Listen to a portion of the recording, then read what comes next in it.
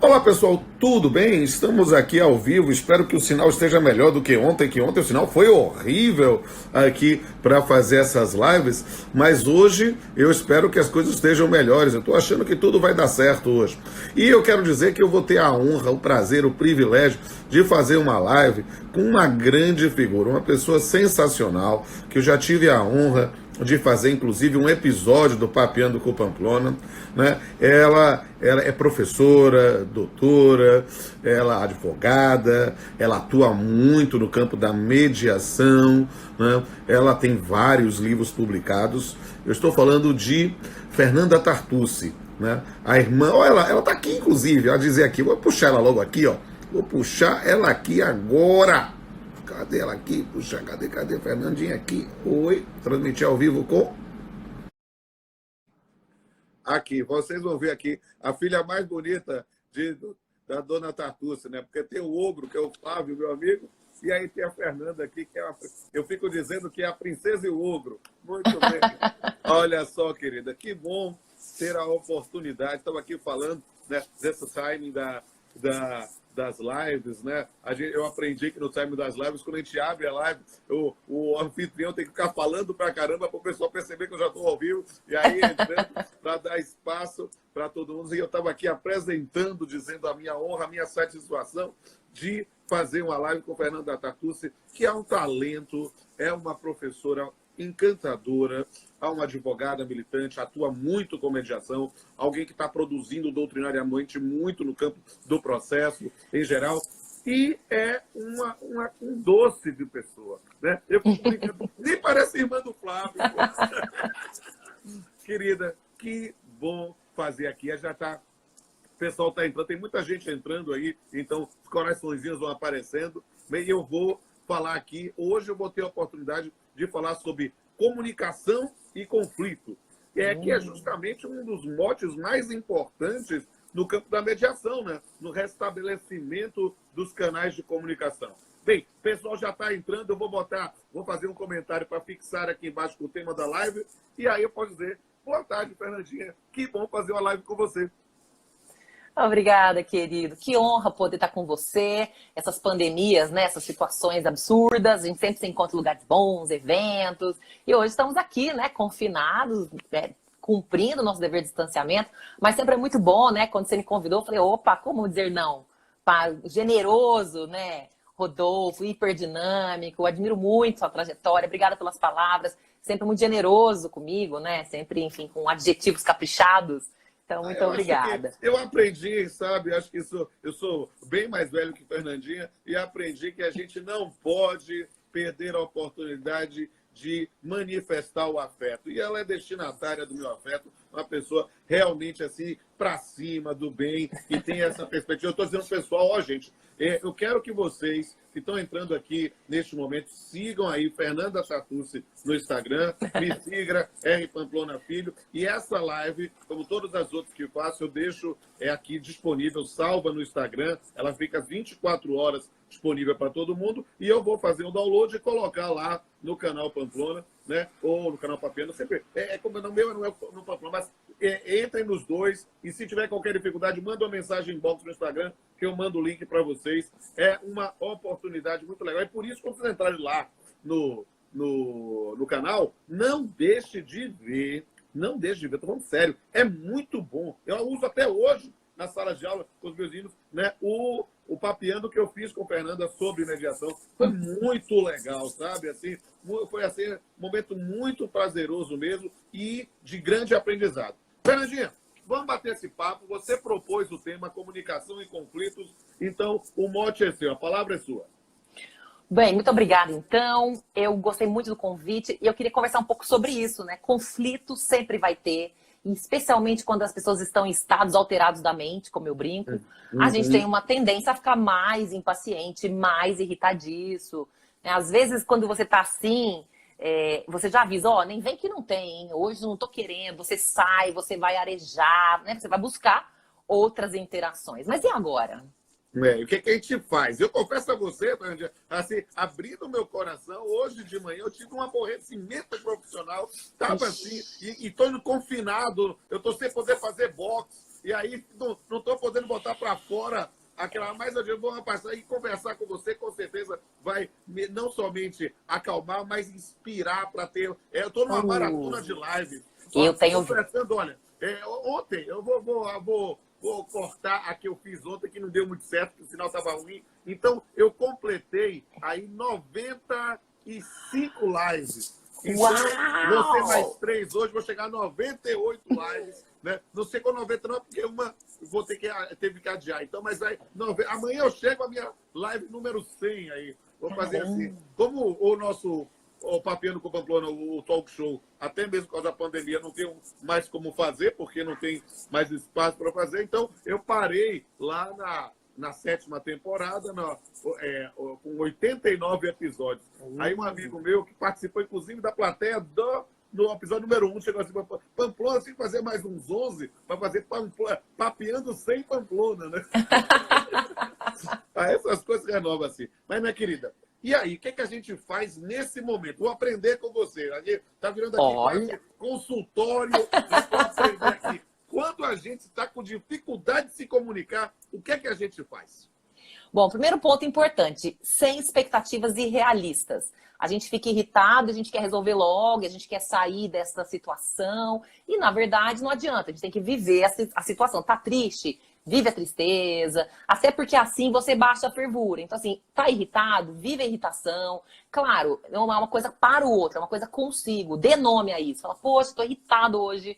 Acordei com o pé esquerdo, mas vamos lá, vou respirar fundo. Aí tem algumas técnicas, né, de você respirar, centrar, né? Então, esse é um ponto importante. Primeiro, não negar. Porque tudo que a gente nega, né, Rodolfo, acaba ficando soterrado internamente. E aquilo vai voltar, é o rebote, né? Vem o rebote da raiva, o rebote da tristeza. Então, assim, primeira coisa é perceber-se. Então, você tem uma medida de autoconhecimento. Nominar, falar, ixi, o que eu tô hoje? Hoje eu tô meio estranho. Será que eu tô irritado? Será que eu tô triste? E tudo bem, não fica assim, não posso estar, eu tenho que ser o Pamplona, nota 1000 o tempo inteiro. Não existe isso. Isso é uma expectativa irrealista. Mas às vezes isso também não ocorre da gente estar mal. Acontece alguma coisa conosco e a gente fica assim. O que a gente faz? Só que fazendo a consulta com o doutor Fernando. Olha, eu não tenho as respostas prontas, mas sempre a gente é protagonista, entende? Você pode ter uma postura mental e falar o seguinte, nossa, essa pessoa deve estar exagerando. Ela talvez não esteja bem porque ela está na pandemia, ela está alterada. Então, assim, ela está falando dela, ela não está falando de mim. Sempre lembra disso, né? Quando a pessoa, como que é aquela frase? O que Paulo diz de Pedro diz mais de Paulo do que de Pedro. Isso é muito verdade. Então, assim, você nunca percebeu isso? Às vezes a pessoa vem do além, te dá uma invertida, você fala, nossa, mas de onde que vem isso? Meu não é. Exato. Né? Então, às vezes a sensação de estragou o dia por causa dessa invertida. A gente fica assim, né? Pois é, mas na verdade é a gente que está permitindo, né?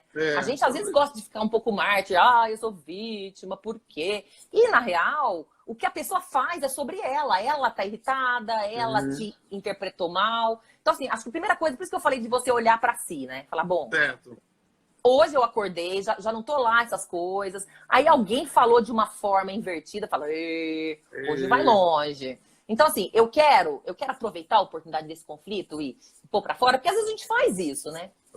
Já acordei da pá virada mesmo, ele veio me cutucar, a onça aqui, vou vociferar, vou aproveitar. Só que assim, aí é desproporcional, concorda? Porque não é só sobre a outra pessoa, é você querendo pôr pra fora, né? Então, assim, se você conseguir nominar isso, falar pra pessoa, seguinte, hoje já não acordei num bom dia, não estou acostumado a ser tratado assim, melhor a gente parar por aqui.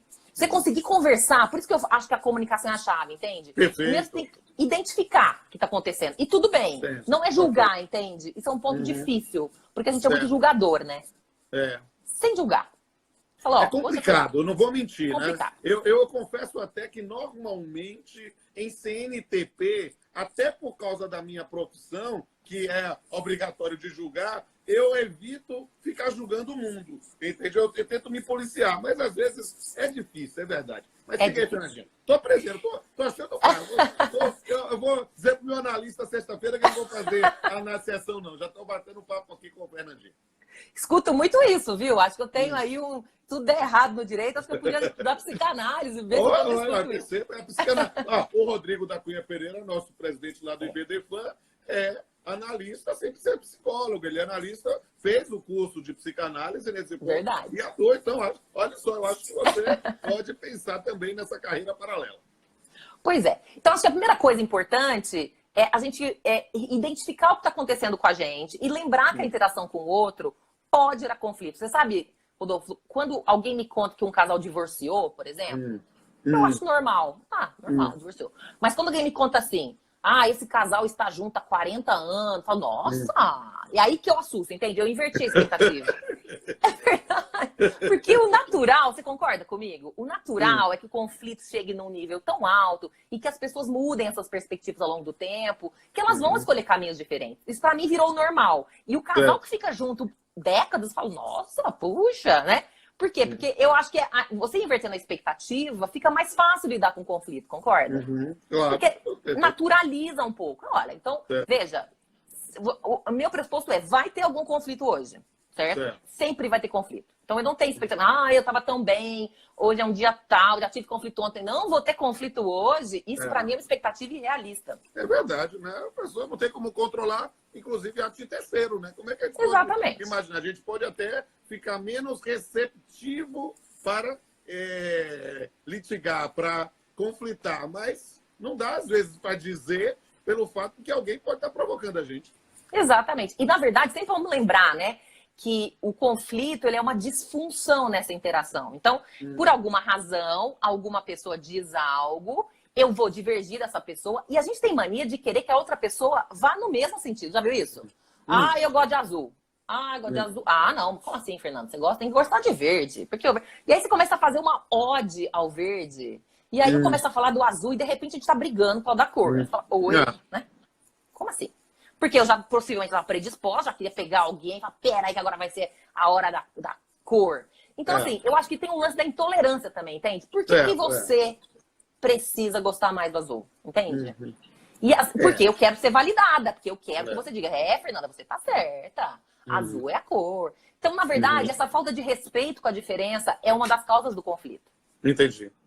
E é claro, você usou uma palavra que me é muito cara, né? Que é a questão da tolerância, ou a intolerância. Né? Acho que eu há alguns anos estudo, lá na Universidade Federal do Bahia, essa questão do discurso do ódio. Né? E, na verdade, é a manifestação quase midiática da intolerância. Né? A gente não consegue respeitar o indivíduo que pensa diferente. E isso não faz sentido, porque é natural que pessoas pensem diferente. Né? Exatamente. Você sabe que eu adoro aquelas pesquisas com gêmeos, né? Pegam dois gêmeos que são biologicamente idênticos e nunca dá idêntico, coitado. Minha filha, não precisa nem ter gêmeo, é só pensar. Flávio e Fernanda Tafucci, filho do pai e mesma mãe. Aqui, 2 talentos, mas a princesa e o outro. Vou dizer logo, quero fazer bullying com ele hoje. Aqui. Eu tô com saudade dele, tô isolado, ele tem que fazer bullying com o meu ogro favorito, meu malvado favorito. Saudade também, né? Então, na verdade, isso é muito interessante, porque a gente, de novo, tem expectativa irrealista de que todo mundo vai concordar, de que vai ser homogêneo. E assim, desde criança, eu sempre fui. Meu pai falava que eu era do contra. Quando tava todo. Sério, você acredita? Não, eu não acredito. Eu não acredito.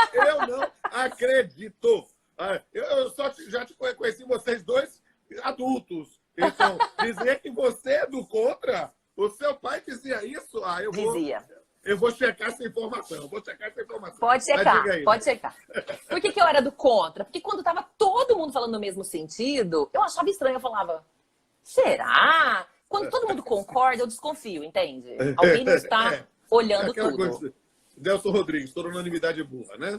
Acredito muito nisso, assim. Todo mundo concordando, porque a ideia é como todo mundo é heterogêneo, tem outros prismas. Eu gosto muito daquela música, né? Há tantos quadros na parede, há tantas formas de ver o mesmo quadro.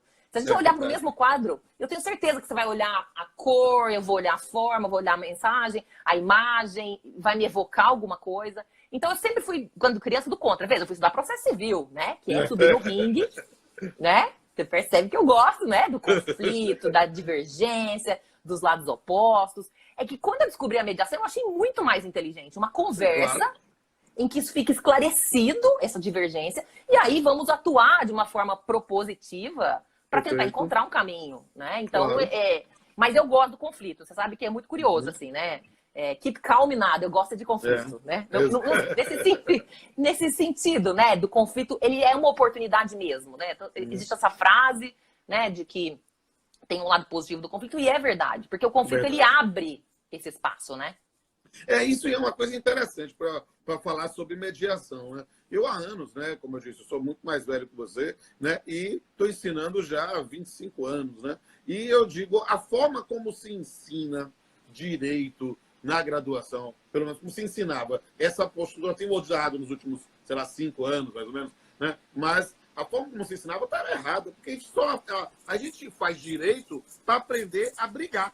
A gente não aprende, a gente aprende a fazer petição inicial, contestação, recurso, como executar. A gente não aprende, tradicionalmente, como resolver problemas, né? Que deveria ser, talvez, ao sentido maior do direito na busca de pensar em preservar a paz e garantir a boa-fé, né? É verdade. Essa mudança veio nos últimos anos justamente com o fomento a métodos autocompositivos, a formas ligadas à negociação, que eu digo, eu falo com liberdade, Fernando, eu sempre me apaixonei pela justiça do trabalho, desde a graduação, e eu ouvia meus professores na faculdade dizer que a justiça do trabalho era um supermercado jurídico, porque toda hora queria conciliar.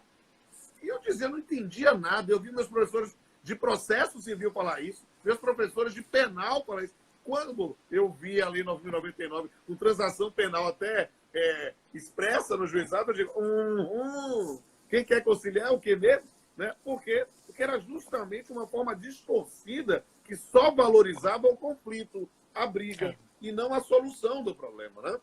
É verdade. Acho que tem um lance importante que é assim, por muito tempo a conciliação foi vista como de segunda classe, uma atividade menor, mas por quê? Porque não tinha capacitação, não tinha treino, não tinha técnica. Isso. Enquanto o pessoal tá falando isso aqui, o pessoal em Harvard tá fazendo estudo empírico, tá aprofundando, e a gente aqui fazendo de uma forma intuitiva, né? Exato. Talvez com a pessoa errada, porque às vezes tinha uma certa intimidação, constrangimento. Então, na verdade, faltava profundidade nessa análise.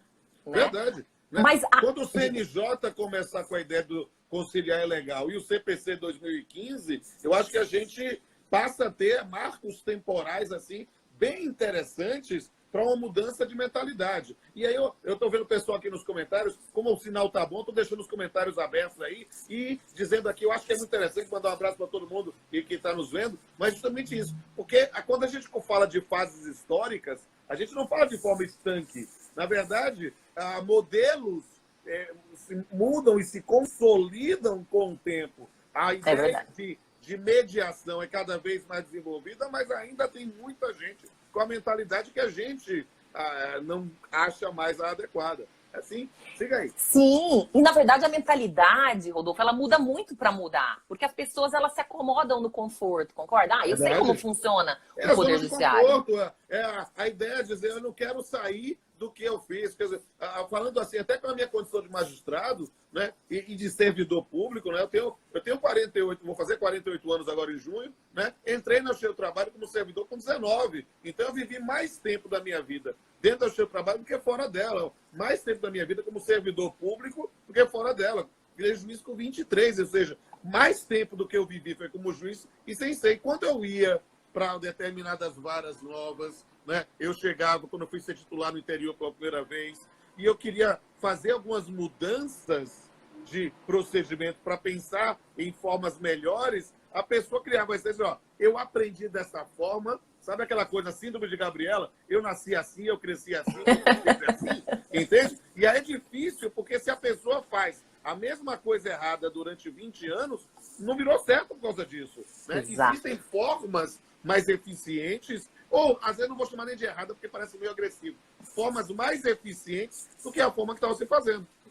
Exatamente. Existem, na verdade, esse é um bom ponto também para o conflito, tá? Essa nossa intolerância, às vezes, vem da visão de que existe uma única forma de fazer as coisas. Isso é terrível. Olha, só para falar mais, eu estou falando demais, mas eu queria só dizer isso aqui e deixar para você falando, para eu aprender mais ainda com você. Mas tem um baiano, um saudoso baiano, né, já falecido, portanto, que foi professor titular aí na USP, em Geografia, chamado Milton Santos. um dos maiores pensadores que o Brasil já teve. Milton Santos dizia que uma das coisas mais terríveis é a ditadura do pensamento único.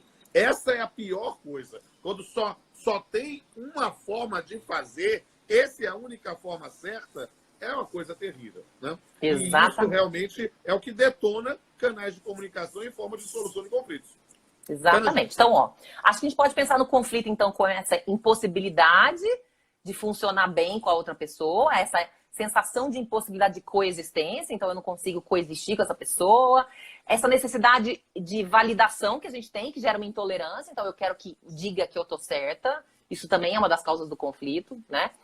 A gente tem que, então, lembrar que as expectativas irrealistas devem estar de fora, porque elas só vão piorar essa sensação, a gente vai se sentir injustiçado, a gente vai achar que, né, justo comigo, que eu fiz para merecer, e a vida não é justa mesmo, né? É o livro da nossa querida Andréa Pachá, e é uma realidade, quer dizer, existem situações muito diferentes, e também essa ideia de aceitar, primeiro, que existem várias formas de fazer as coisas, que vão chegar no mesmo resultado.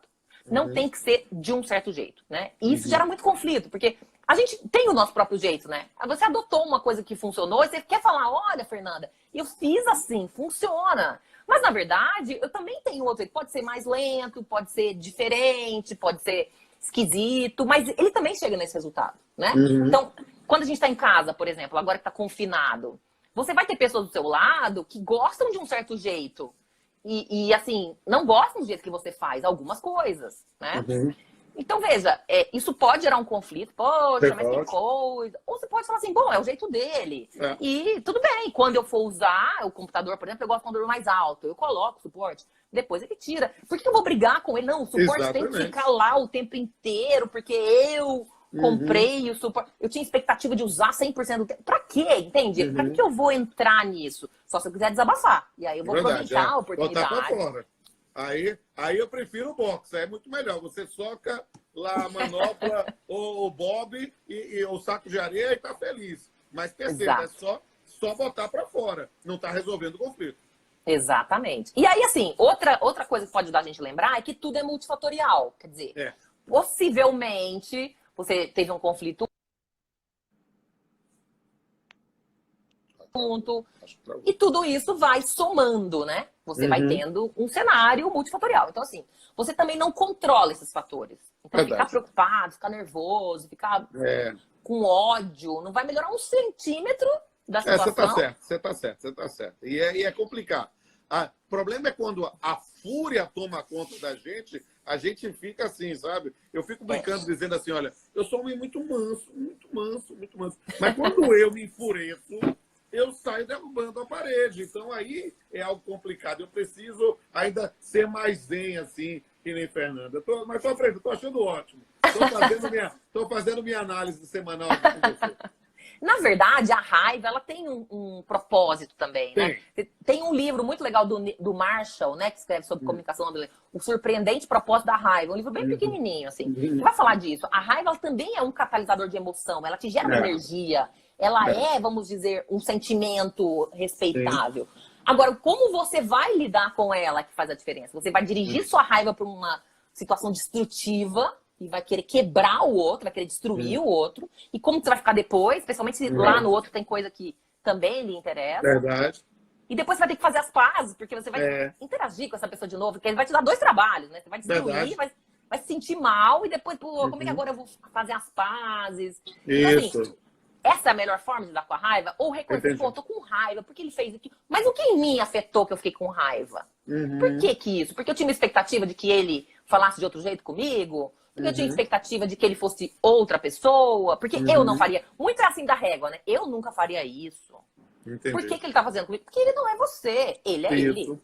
Ele age conforme a régua dele e os limites dele. Verdade. E o contexto dele. Então, o que eu acho, assim, que é... Por isso que eu, quando quis falar de conflito, falar de comunicação. A comunicação, eu realmente acho que ela é uma chave. Porque, assim, a partir do momento que você usa a comunicação, você pode usar. Por exemplo, você está em conflito com uma pessoa. Você não quer conversar com ela agora. Você não está dando conta. Impossibilidade de coexistência. Okay. Mas você pode conversar com uma outra pessoa. Falar, ó, hoje aconteceu uma coisa, fiquei sentido. O analista tem muito esse papel, né? A gente fala para ele, fala para si, reorganiza. Não é maravilhoso? Eu amo terapia, assim. Eu curto. Eu faço terapia junguiana Fiz muito tempo, agora estou com psicanálise mesmo, mas roots, está até sendo bem interessante. É algo que permite botar para fora algumas coisas que a gente está deixando travado dentro do peito, né? E botar para fora é ideal, né? E botar para fora, pensando assim, não, eu estou fazendo só metáforas de boxe hoje. Você tem para ter um sparring que tenha condições de aguentar o que você tem a botar para fora. É mais ou menos. Exatamente. O que está acontecendo? Doutora Lúcia Rosas, a mediadora, na mediação tem que me deixar ferver para evaporar. Acho que é isso mesmo. Exatamente. Conseguir botar para fora sem fazer com que a água quente queime alguém.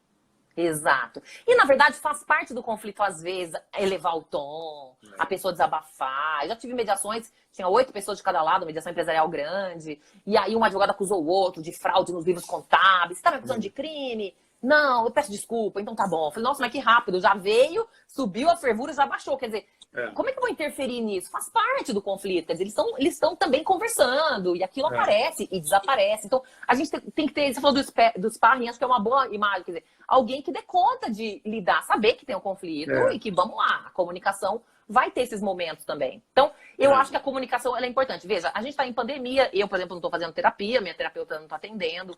E aí a gente tem um elemento muito legal. Eu estou fazendo terapia com o meu analista pelo WhatsApp.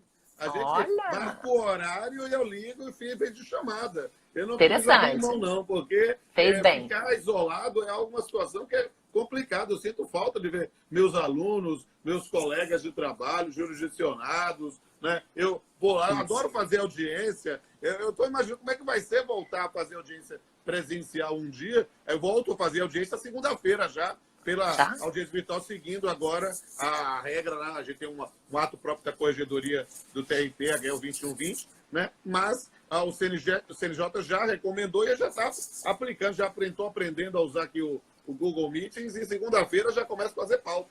Mas é algo assim que a gente precisa efetivamente aprender a lidar, né? Porque eu quero voltar para um novo normal, onde eu possa ver as pessoas.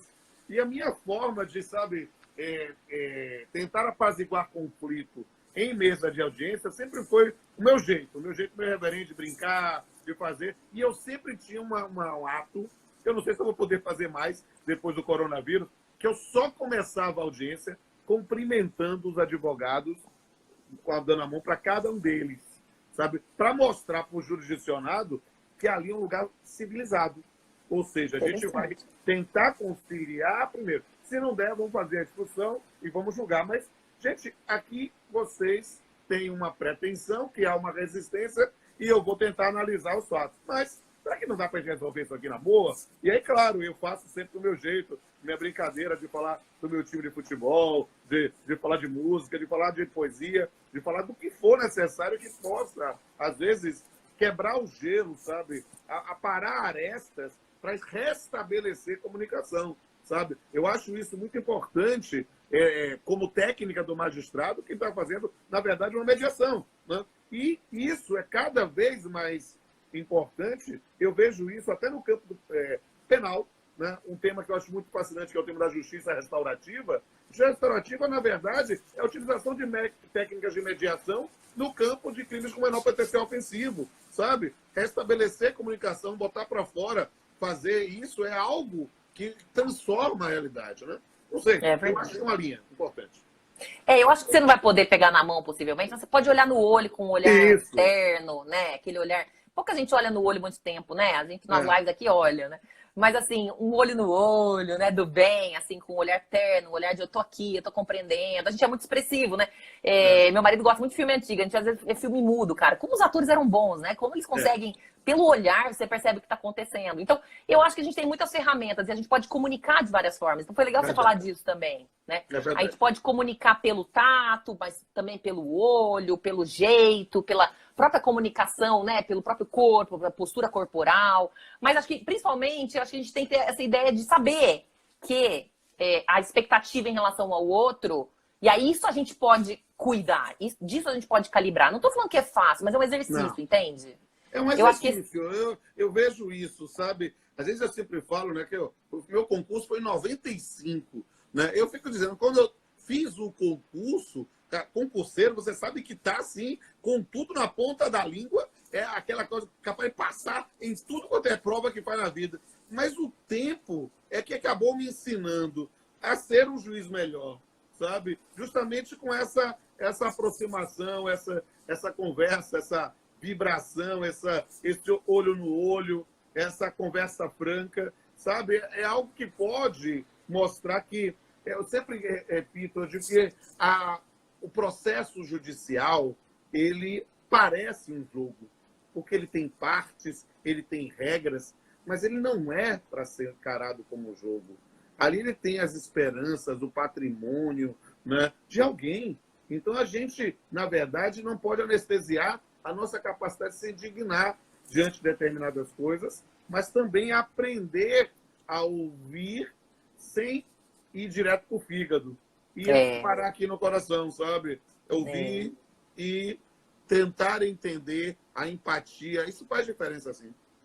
Eu acho que é importante a gente ter essa clareza, né? Nesse momento que a gente está restrito, essa comunicação é muito importante. Então, essa sua tática, estratégia de ter vários contatos, de encontrar as pessoas, isso é bom para a saúde mental, né? E veja, mesmo quem não faz terapia ou quem não está tendo contato com a terapeuta, você pode usar a sua rede das pessoas mais próximas, que, né? Eu tenho um grupo de 3 amigas, quando dá reúne as 3, quando dá não, mas a gente conversa, a gente desopila, às vezes outro dia eu não acordei tão bem, né? Porque eu comecei bem, mas aí teve um dia que eu, né, acordei meio sinistra, vamos dizer assim, né? Um pouco sentida. O que está acontecendo? Acordei meio irritadiça, já tentei sair de perto do meu marido, falei, ixi Maria, né? Não estou dando conta nem de mim, tudo que ele falava vai me irritar. Quer dizer, eu já reconheci que eu não estava 100%. E aí eu falei para minha amiga, não tô legal hoje. Ela me ligou, a gente ficou sério 1 hora conversando. Então, assim, foi uma conversa em que eu falei, expus, ela me escutou muito, a escuta é muito poderosa. E quando eu falo para ela, eu falo para mim também, né? Eu organizei um pouco o que estava acontecendo e assim, nossa... quando eu voltei, meu marido, você tá melhor? Eu falei, tô. Porque é isso, assim, de novo, é a comunicação. Eu consegui me expressar e ao me comunicar, eu consegui organizar. Então, tem um valor muito importante falar, escutar e ter, como você falou, alguém que dê conta, né? Essa é uma amiga minha de infância. Ela não me conhece desde que eu tenho 10 anos de idade. Então, eu falo uma coisa, já sei, isso realmente te pega. Será que é isso? Será que é aquilo? E ela fez o que o terapeuta faz, ajuda a perguntar, Exato, né?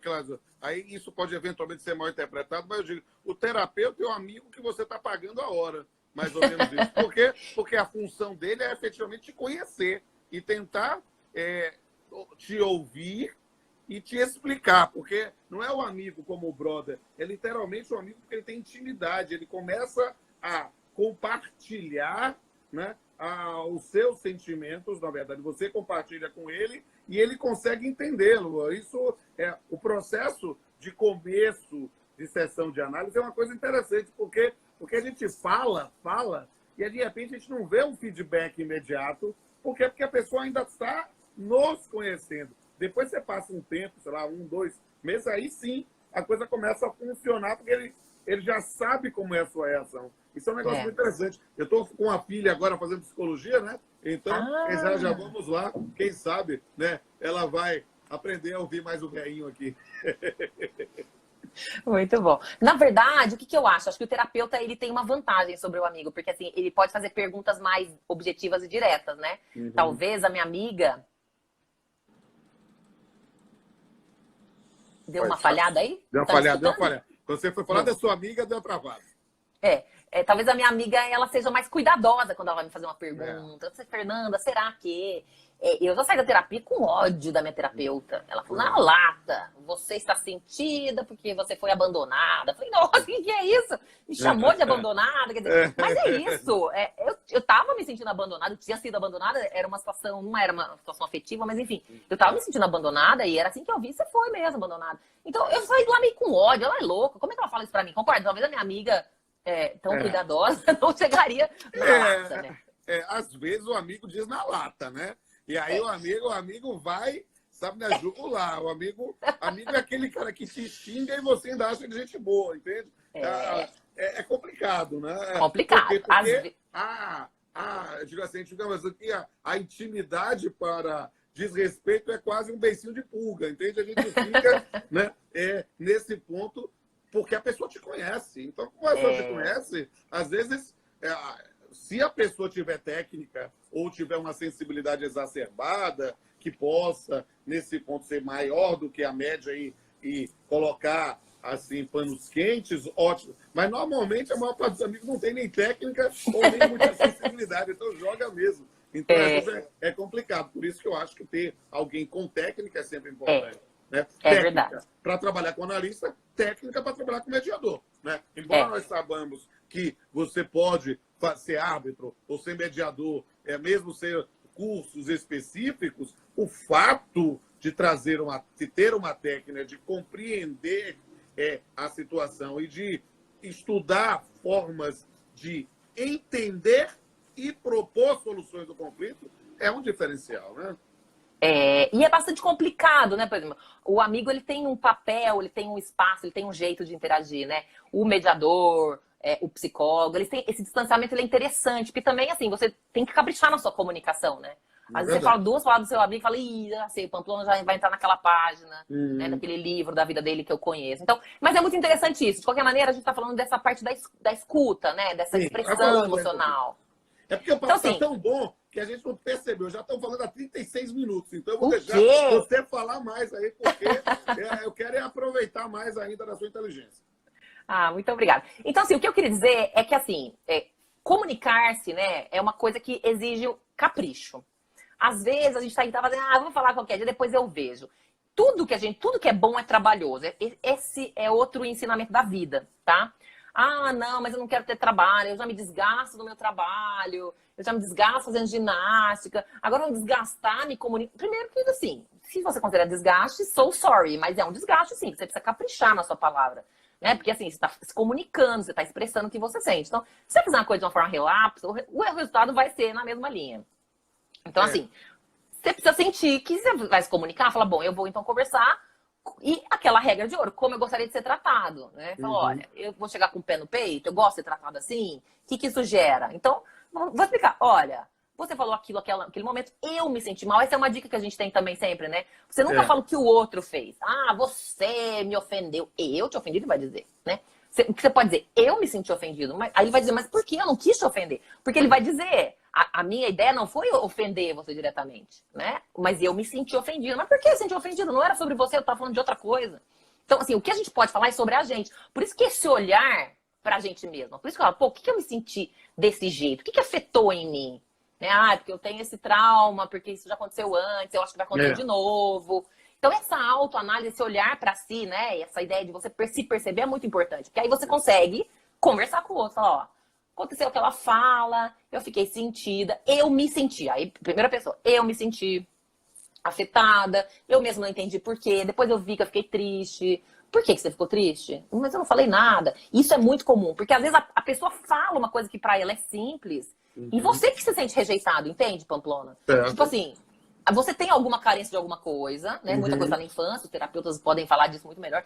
E aí, assim, tudo que acontece, eu tô me rejeitando. Não é sobre você, eu não tava te rejeitando. Né? Na verdade, eu tava falando de outra coisa.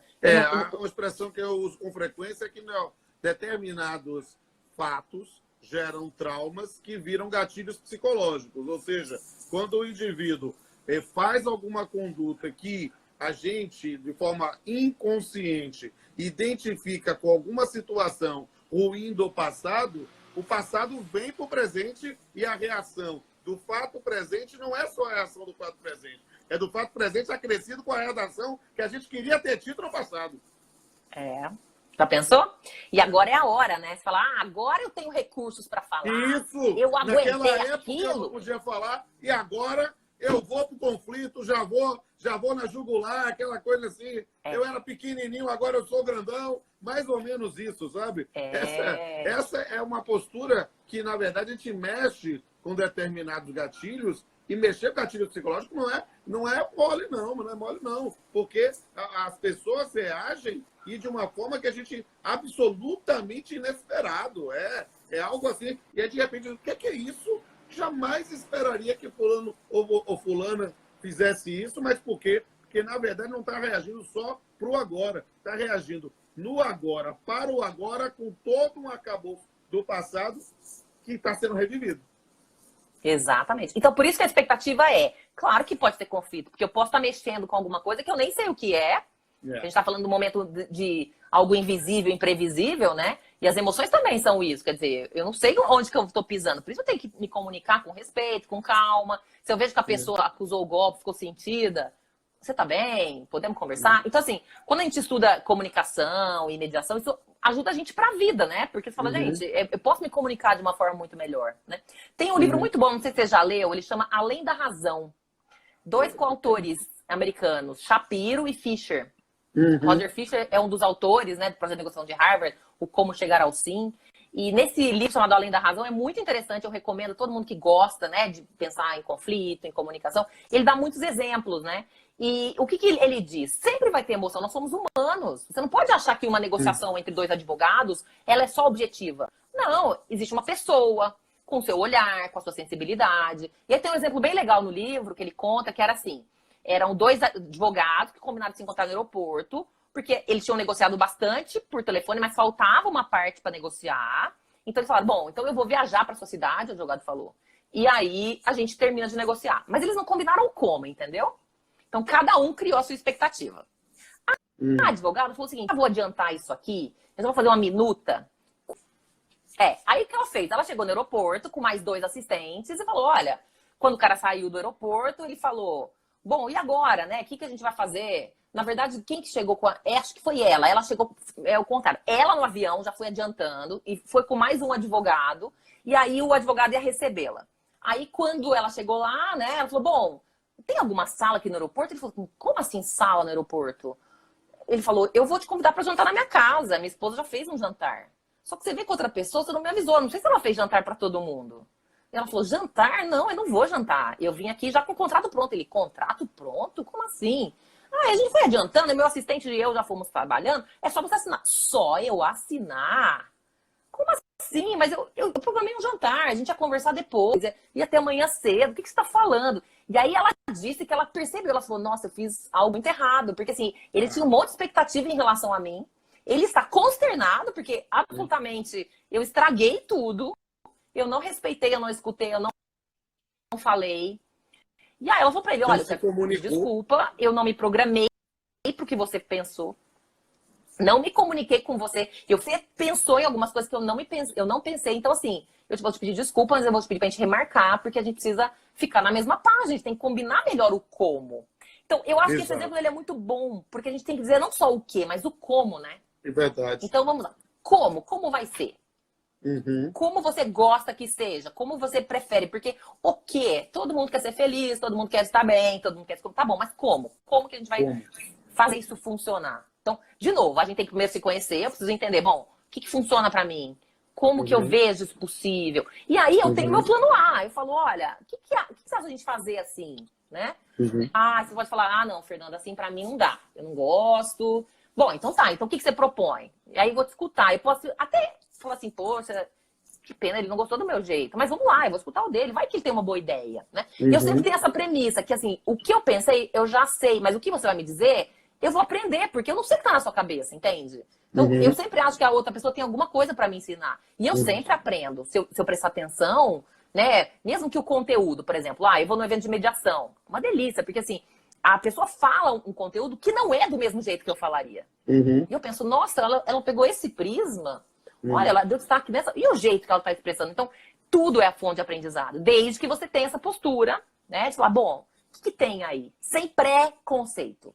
Bom, então, eu vou escutar o Rodolfo falar da experiência dele, como que ele sentiu, como que ele viu. É o ângulo dele, eu não tenho o ângulo dele. Então, o que eu não tenho do outro é enriquecedor. Por isso que os casais, isso é muito louco, né? Os casais são muito complementares, né? Então, assim, eu sou uma pessoa extrovertida, meu marido é mais introvertido. E eu aprendo, eu olho, ele só fala o que é necessário, ele vai ao ponto, ele é observador, ele escuta. E a gente geralmente admira o que a gente não tem, né? Você fala, bom, eu acho legal esse jeito dele de... né, simplesmente fazer uma intervenção pontual, ele não é verborrágico, ele não fala de um jeito espalhafatoso, né? Eu acho elegante, olha que interessante, né? Eu acho um jeito, olha, elegante. Porque é isso. Agora, se eu for intolerante e falar assim, não, pelo amor de Deus, vai ser calado pra lá, não é possível. Eu vou estar sendo incoerente, porque se eu escolhi uma coisa diferente, justamente para que eu tivesse essa experiência, agora eu vou ficar causando, vou ficar cismando, né? Então eu preciso lembrar, né?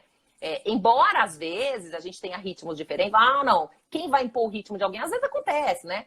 Tem uma diferença de ritmo, e aí eu entro no dele, ele entra no meu. Mas essa, vamos dizer, dinâmica também é natural, né? Nada é estático. Essa é uma outra lembrança importante. Nada é estático. É verdade. E falar nisso, a minha terapeuta me ensinou uma frase maravilhosa, que sempre que eu posso eu ensino, quero falar para vocês, para quem está aqui conosco nessa tarde, que é a seguinte: até aqui está assim. Até aqui está assim. Não é verdade? Até aqui está assim. Então, o que a gente tem que fazer? A gente tem que lidar com o que existe, se ocupar, falar, bom, eu fiz tudo que estava ao meu alcance, eu tentei melhorar a situação, eu expliquei para outra pessoa, expliquei. Bom, ela não reagiu bem, ou ela não está dando conta hoje, ou o que quer que seja. Então, até aqui está assim, eu vou me ocupar de outras coisas, eu não posso ficar, na verdade, pode usar, né? A Ana Porto Borges está ali, já vi, pode usar. Essa frase eu falei que vou colocar. Até aqui está assim. Pode usar. Até aqui está assim. Isso não quer dizer. Isso não quer dizer que eu não possa retomar num outro momento, que a pessoa não possa retomar, mas assim, até bom para terminar uma mediação, uma constelação não deu certo. Bom, então hoje não deu certo, então até aqui está assim. Vamos seguir um outro caminho. Mas nada impede que, se vocês quiserem retomar e buscar uma nova possibilidade, a mediação, a conciliação, a negociação, todos esses mecanismos estão disponíveis para quem quiser se engajar com boa fé, né? Eu acho que eu brinquei que eu ia fazer essa frase e colocar assim, sabe aqueles suportes da mesa, né? Pra você ficar sempre lembrando, né? Até aqui está assim. Porque a gente tem essa ansiedade, às vezes, de querer projetar o futuro. Não, mas lá na frente, como vai ser? Bom, quando você chegar lá, você vai ter outros recursos, concorda? O Pamplona, quando chegar na audiência de segunda-feira e tiver que interagir, você vai ter outros elementos aí. E no dia, você vai lidar com o que você der conta, com o que for possível, né? Então, a gente ficar hoje vivendo o amanhã, a gente pode planejar, né? A gente tem uma ideia mais ou menos vaga de alguns elementos. Gostaria que a minha segunda-feira de volta ao trabalho tivesse esses elementos, né? Assim, mas sem expectativa irrealista, sem rigidez, né? E lembrando que é fluido. Olha, puxa, eu imaginei que essa audiência ia ser rápida. Eu sempre me lembro disso, assim, o primeiro caso de mediação, os primeiros casos que eu fazia, eu tentava muito adivinhar. Por exemplo, fiz uma reunião de mediação, nossa, foi tão boa, a próxima vai ser tranquila. Chegava lá, engastalhava. Conhece essa expressão? Engastalhar? Não, engastalhar. Tô aprendendo aqui, ó. Engastalhar, uma expressão que a gente usava lá em Minas, quando uma coisa prendia na outra, empacava, assim, né? Ixi, engastalhou, né? Prendeu. E não avançava. Eu falava, gente, mas como assim? Eu não era a mesma pessoa semana passada, tava tranquila. Hoje ela chegou aqui virada no giraia. Qual é a expressão? Virada no giraia. Giraia. No giraia eu lembro do personagem, né? Do policial Giraia. Pegava virada, louca da vida. Então, nesse caso, eu não entendia nada, né? Aí uma outra que eu falava, não, essa aqui vai ser complicada. Chegava lá, a pessoa tava sussa. Aí eu lembro de escrever no Facebook, assim, a gente não sabe nada de nada mesmo. Por quê? Tudo que eu imaginei, chegou na hora... Então, não tem como a gente se preparar. Verdade, né? Assim, verdade. Eu pode... confesso que esse espírito eu vou levar, inclusive, para as audiências de segunda-feira, porque vai ser uma experiência absolutamente nova para mim, para as partes e para os advogados, né? Porque a gente vai começar a fazer audiência virtual, nunca fez na vida, nunca viu ninguém fazer, ou seja, vi um colega fazer uma experiência, fiz umas lives sobre isso, mas vou fazer pela primeira vez, então... Vai ser, acho que a primeira vez a gente nunca esquece, então a gente vai pensar realmente como é que vai ser esse desafio. Mas, Fernandinha, já estamos falando aí há 51 minutos. Pelo que eu aprendi, é que quando chega 1 hora, a live cai.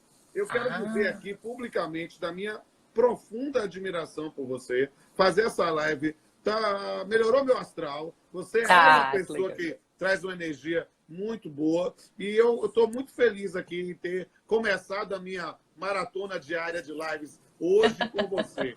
Né? Eu quero dizer publicamente a minha admiração. Estou dizendo para todo mundo que está participando aqui, siga a professora Fernanda Tartucci aqui no Instagram. Quero ver bombar lá o Instagram dela. Né? Mande mensagem inbox para ela. É uma pessoa encantadora. Esse jeito espontâneo assim realmente é fascinante. E me siga lá no R Pamplona Filho, lá no Instagram. E nos canais do YouTube. Essa live vai ficar gravada 24 horas. Vou baixar lá no canal Pamplona. E você, se tiver alguma dificuldade para achar o canal, me manda uma mensagem inbox que eu mando para vocês os links. Fernandinha, lhe dou a palavra para suas considerações finais, dizendo que eu já tenho o Flávio Tartucci na minha pós de direito contratual. Eu acho que é a hora da doutora Fernanda Tartucci vir também para a minha pós de direito contratual, quem sabe com uma aula sobre mediação. Opa, que honra! Muito obrigada pelo convite. Gratidão, quero dizer que é muito bom poder também pensar com vocês em tudo isso, né? E eu sou muito encantada por estudar conflito, porque a gente tem, infelizmente, pouco estudo sobre isso, né? Eu faço parte de grupos de estudo, professor Kazu Watanabe, vários professores. E assim, eu também sou encantada com a comunicação, com o capricho na comunicação. E toda oportunidade de estar com você, Rodolfo, também sempre é uma alegria, assim, é recíproco. Né? Assim, então... E manda um beijo para sua mãe, que é uma fofa. O pessoal não sabe. Vejam lá no canal Pamplona, bota lá bota o hashtag Papeando com Fernanda Tartucci. Quando eu fiz o Papeando com ela, as fotos com a mãe dela. Que fofa, apertava as bochechas dela. Maravilhosa. Minha mãe é ótima. Eu tenho um pouco de ciúme aí, vou deixar, porque você eu senti, porque é irmão. eu sou muito mais velho que a Fernanda e que o Flávio. Aí eu disse, se a senhora quer, minha mãe já faleceu, eu digo, quer me adotar? Para mim vai ser ótimo eu ter essa mãe. Fernandinha ficou com ciúme. Fiquei com ciúme. Minha mãe é maravilhosa mesmo, é uma mulher incrível. Também tem um astral. E ela, sabe que ela é inesquecível? Eu vou numa loja com ela, Rodolfo, é muito louco, assim. Eu vou numa loja e depois a minha mãe vai para Minas, ela mora em Minas. Aí eu vou de novo na loja, cadê sua mãe? Eu falei, gente, mas ela veio aqui uma vez, né? Ela também. Ela é uma pessoa marcante. E é interessante porque ela é mais quietinha, né? Minha mãe, ela não é tão, né, vamos dizer, extrovertida. Mas ela é muito atenciosa, não sei o segredo. Minha mãe é incrível. No dia que eu a conheci, enchi de beijo e abraço. Tá vendo? Vai ser ótimo revê-la, assim que possível, que o coronavírus nos permita voltar a beijar e abraçar quem é destinatário do nosso afeto. Fernandinha, que ótimo esse papo. Foi um papo leve para a tarde. Acho que a gente teve aí um momento de aprendizado e um momento de compartilhar energias que fez com que todo mundo que nos ouviu e viu tenha, nesse ponto, levado um pouco de nós e compartilhado conosco também suas energias positivas. Um beijo, Verdade. Beijo, gente. Gratidão.